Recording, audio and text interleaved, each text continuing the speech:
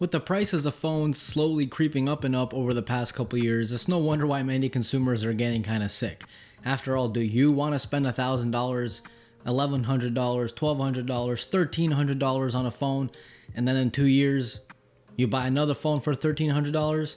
Probably not. Last year, Google announced the Pixel 3a. It was my first experience with a budget Android phone, and I completely fell in love. For $400, you got your foot into the Google ecosystem, a fantastic camera with mind-bending AI, great battery life, and a stock Android experience that doesn't break the wallet. It was pretty clear after using the Pixel 3a, I could not wait for the Pixel 4a.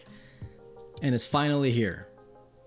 A little more than a year later, but hey, better late than never. So let's talk about the phone. The physical phone itself is made from a polycarbonate material, or as I like to call it, plastic.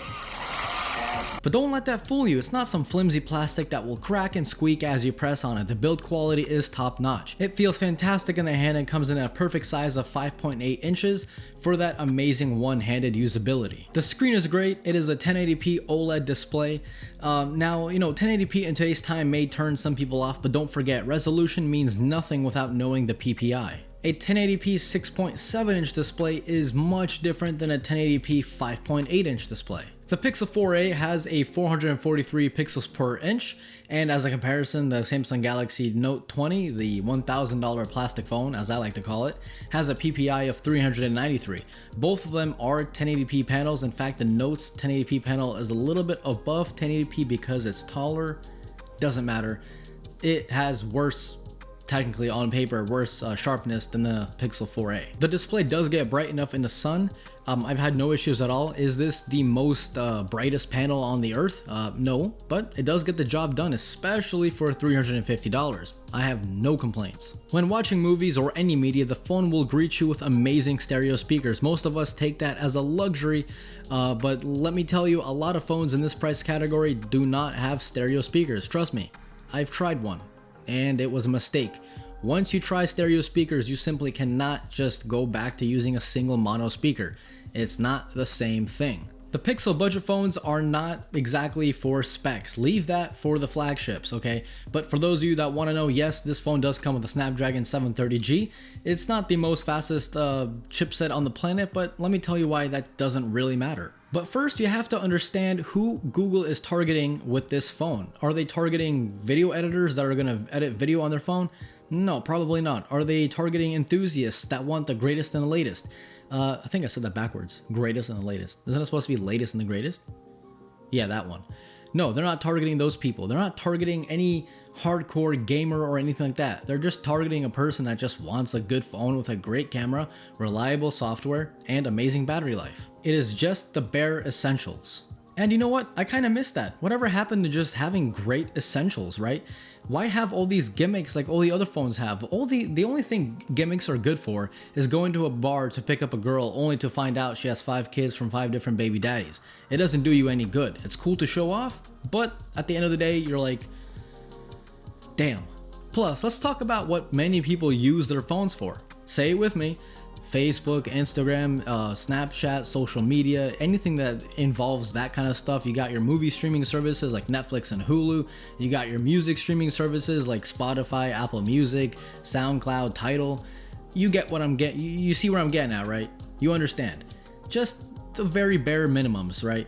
You do not need a Snapdragon 865 Plus with a million gigabytes of RAM to do anything that you do day to day. So why pay the premium for something that you might not even use? Take PCs for example. Are you gonna get the latest and the greatest $1,500 graphics card when you don't edit any videos, when you don't play any games, you just surf the internet, go on Facebook, YouTube, stuff like that? Probably not. So what's the point of spending that premium that companies want you to spend for that Snapdragon 865 Plus, and then you just go on Facebook? It's pointless. So let's talk about the cameras on the Pixel 4a, because I can promise you, you will not find a better camera for the money. You won't. Good luck. So let's take a look at some photo samples from the front-facing camera, rear-facing camera. You already know the whole spiel, so let me just click play and show you guys.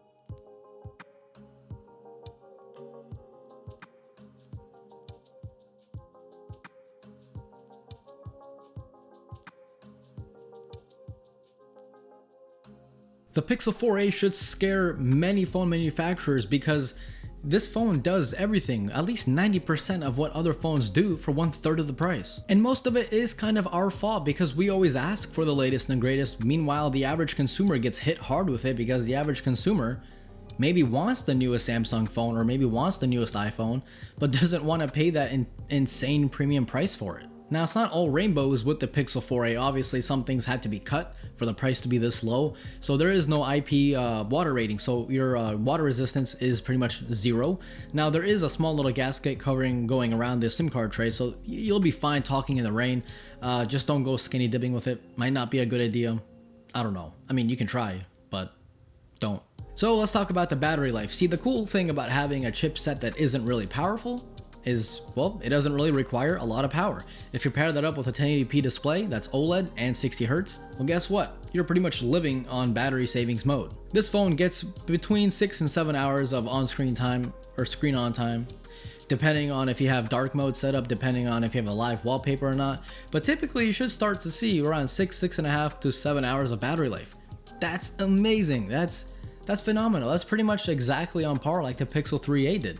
Fantastic. Overall, I'm incredibly impressed with the Pixel 4a. It has an always-on display, it has a reliable rear fingerprint sensor, it has an amazing software experience, and a beautiful price tag. What's there not to like? Oh, and a fantastic camera. There. I said it all. If you guys have any questions on the Pixel 4a, please leave them down below. I'm happy to hear and answer your questions and concerns. That's it. This was Mark from Mark's Tech. Adios.